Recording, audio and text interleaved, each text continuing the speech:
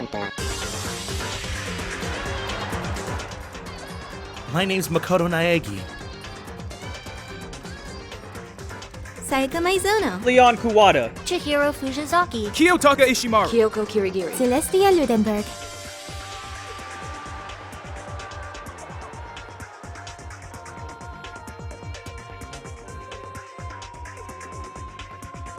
I am Monokuma! Byakuya Togami. Togo Fukawa. Mondo Owada. And Fumi Yamada. Aoi Asahina. Sakura Ogami. Yasuhiro Hagakure. Junko Enoshima.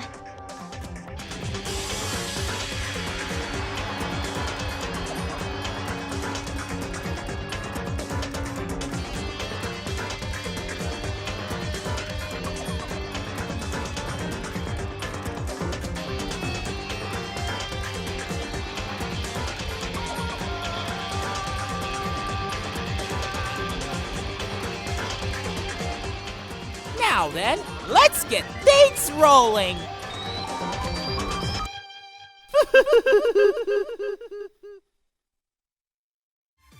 All I said was, we must really be enjoying this. Enjoying the sight of us standing around, frightened and confused. They must be positively elated. We are all going to die here. We are going to die just like those guys died. No, that's wrong!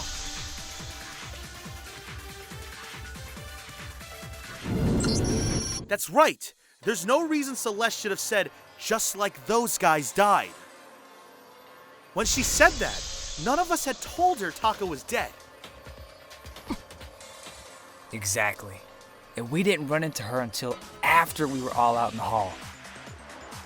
So there was never any chance for her to have seen his body in the equipment room for herself. So how did you know, Celeste? How did you know more than one person had been killed? And how did you know they were both guys? Because Kyoko had also disappeared, right? So she could have been dead too.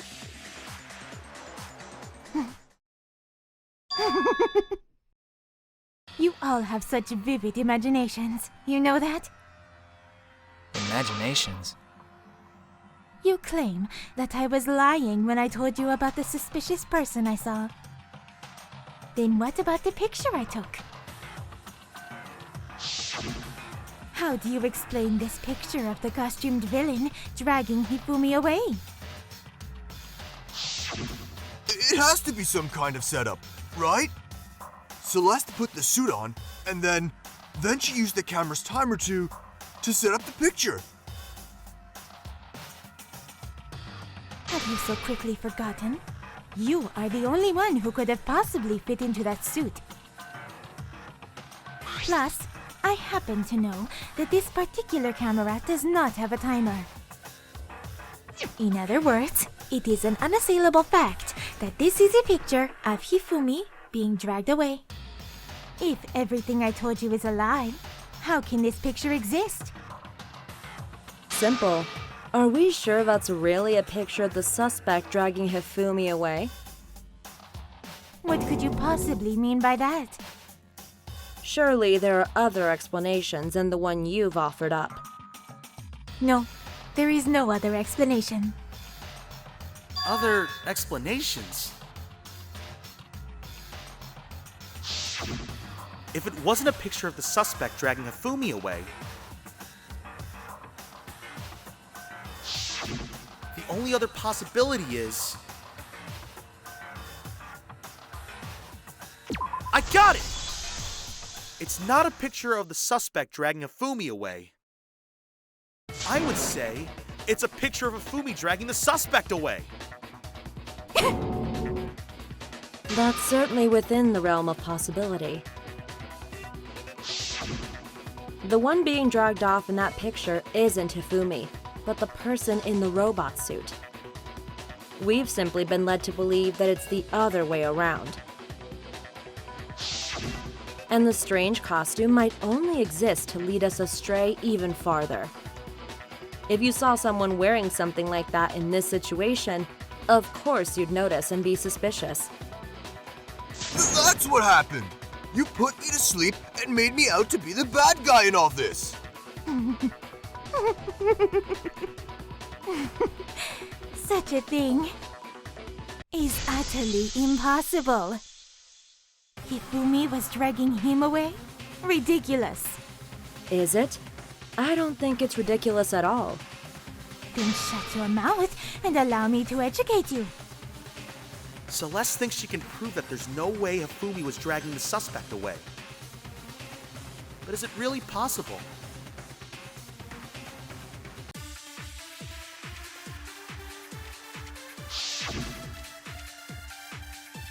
You dressed me up in that suit after I passed out.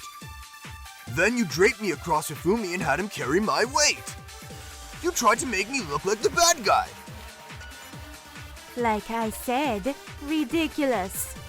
As you can see in the picture, the suspect is standing perfectly upright. If the person inside the suit was unconscious, there is no way they could stand up straight like that. No, that's wrong!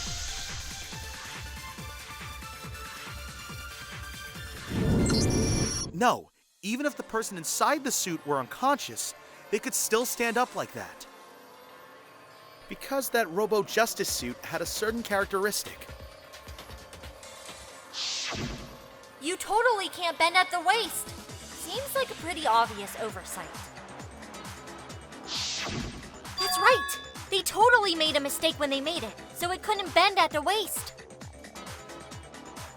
I'm not so sure that was a mistake. I think the suit was designed from the beginning to be used the way it was. Celeste and Hifumi took the suit they'd specially designed and stuffed Hiro into it. That's how they were able to fake that whole thing. The point of it all was to make us believe whoever was in the suit was to blame.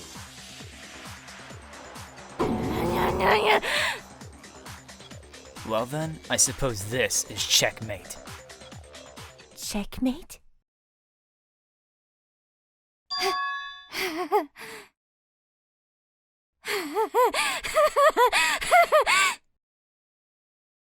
Don't make me laugh, you idiot! What do you mean, checkmate? Celeste?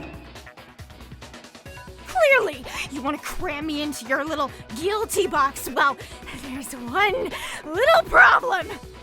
Have you already forgotten what Hifumi told us as he lay dying? Hey, Hifumi! Who was it? Who attacked you? Who tried to kill you? Who killed me? That's right. I remember their name. Yasuhiro. When we asked him who had attacked him, his answer was quite clear, was it not? He said, and I quote, Yasuhiro! In other words, Yasuhiro Hagakure! Wait, but my name isn't really Yasuhiro. It's actually Taro. Your confusing statements don't make any sense. You're only making things more complicated.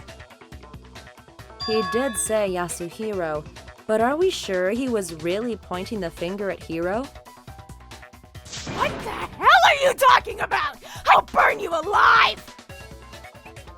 Kyoko, what do you mean by that? Think back to how Hifumi used to talk to us. How did he refer to each of us? I got it! That's right! Our last names! He called us all by our last names! Exactly.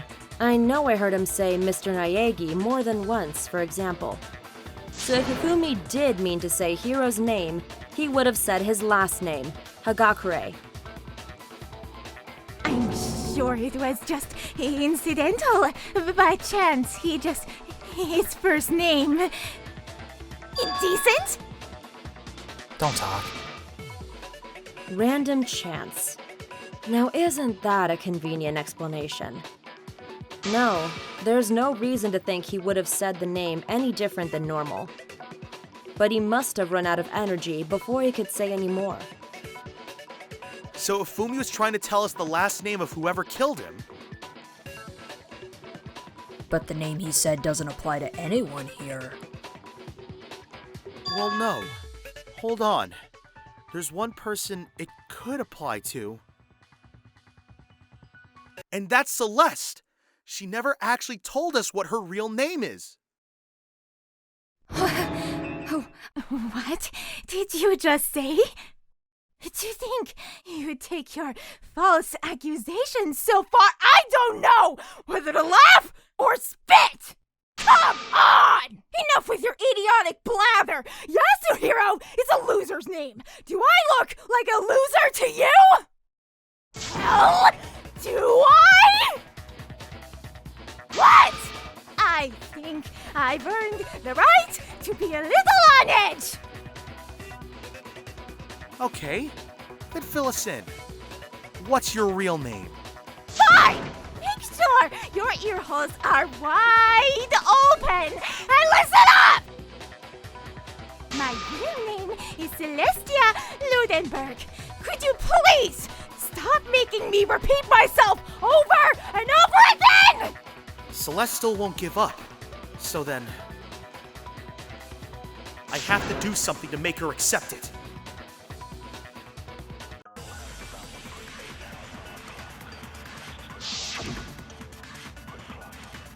Hifumi was trying to tell us something. He wanted us to know the killer's last name, Yasuhiro. If there's one person here who might have that last name, It would have to be you, Celeste. You haven't told anyone what your real name is. How many times do I have to tell you?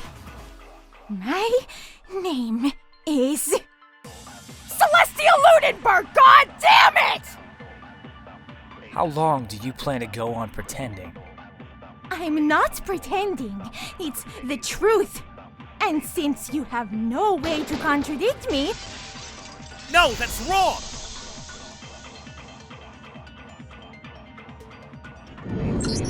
That's it! The handbook! What? Anytime you turn your handbook on, it shows the owner's name when it boots up, right? Monokuma told us all about it before. This handbook is absolutely vital to a healthy school life, so don't lose it! When you start it up, it will display your name. Always make sure you have the right one. Now, this is not your everyday notebook. It has so many more uses than that. So all we have to do is check our handbook, and that'll clear up everything. That's how we can find out Celeste's real name.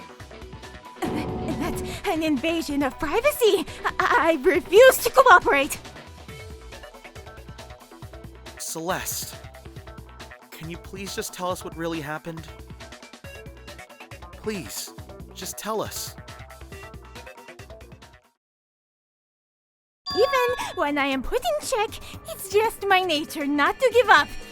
Because...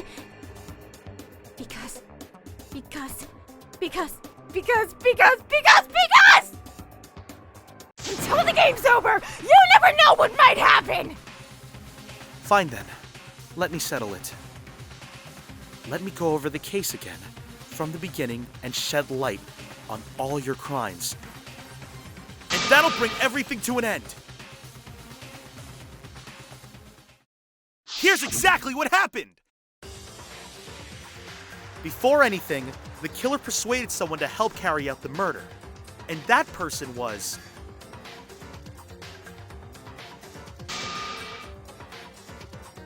Hifumi. With an accomplice, the killer was able to execute a number of otherwise impossible schemes.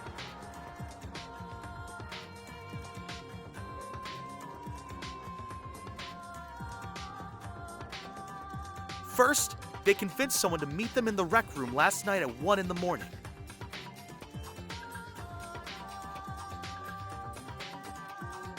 that someone they met with was Hiro. The murderous duo intended to pass Hiro off as the prime suspect, so when they met up with him, they drugged him, knocked him out, and stuffed him into the Robo-Justice suit.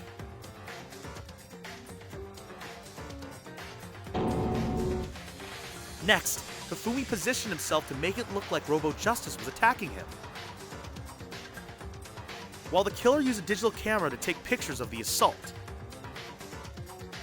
They did all this just to create evidence that would put the suspicion on Hiro.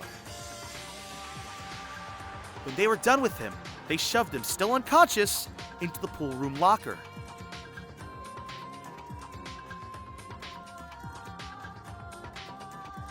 And then finally, at 6 a.m., they moved into the murder phase of their plan.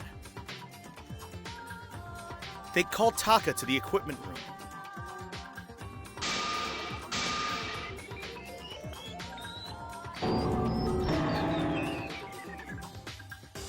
And that's where Hifumi killed him, making it the scene of the first murder. The murder weapon was Justice Hammer 4, which was left there in the equipment room. The reason Hammer number 4 was used was to create confusion about the order of the crimes.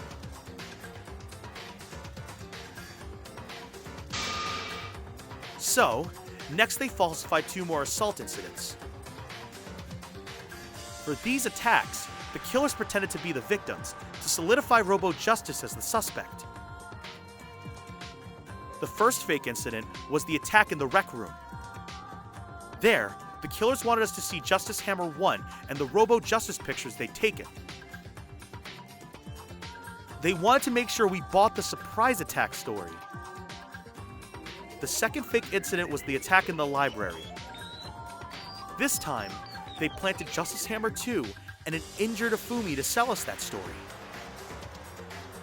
With these 2 incidents, the killers were able to create a certain preconception in our minds that the suspect was increasing the size of the hammers and attacking people in order as they did. We fell right into their trap and started looking for the suspect based on that, but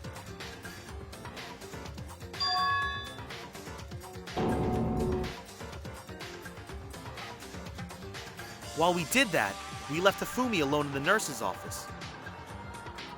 This was exactly what Hifumi was hoping for.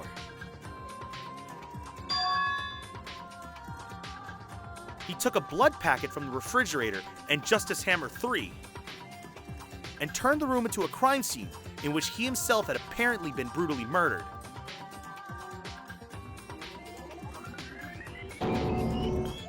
He let out a scream to draw us back, and when we returned, that's what we found. Meanwhile, the other group that had been out searching found Taka's body at the same time. So when we heard the body discovery announcement, we naturally assumed it was for Hifumi.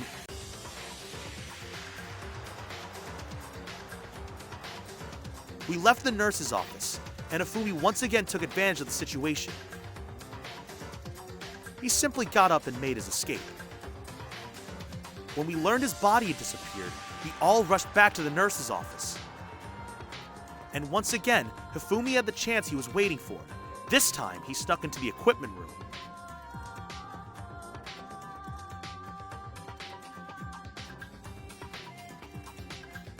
He wrapped Taka's body in a tarp and used the dolly to move it all the way down to the repository. That explains how each of the bodies disappeared.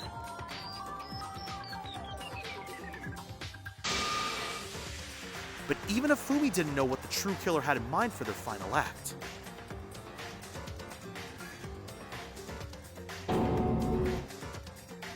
Their plan all along was to kill Hifumi and get rid of the one person who could betray them. And they did it using an ordinary, everyday hammer from the repository. That should cover everything that happened in this case. And the villain behind it all is...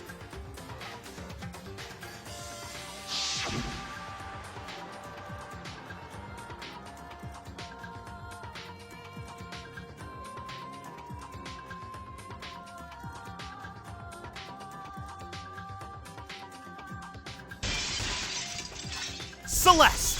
Sorry, you lose.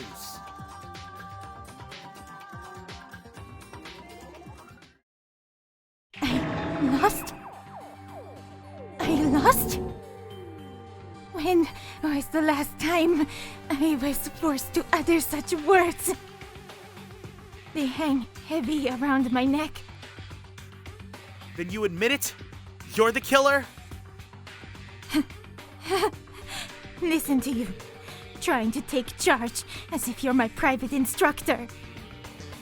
I, Celestia Ludenberg. Actually, no. Kyoko, Yasuhiro is fine. Kyoko? So, you finally accepted it. I'm the kind of person, once I've lost, I don't like things to drag on. Interesting.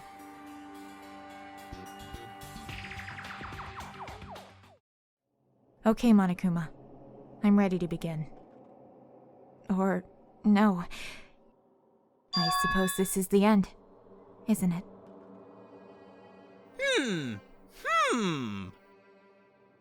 It is indeed the moment we've all been waiting for. Time to vote! Okay.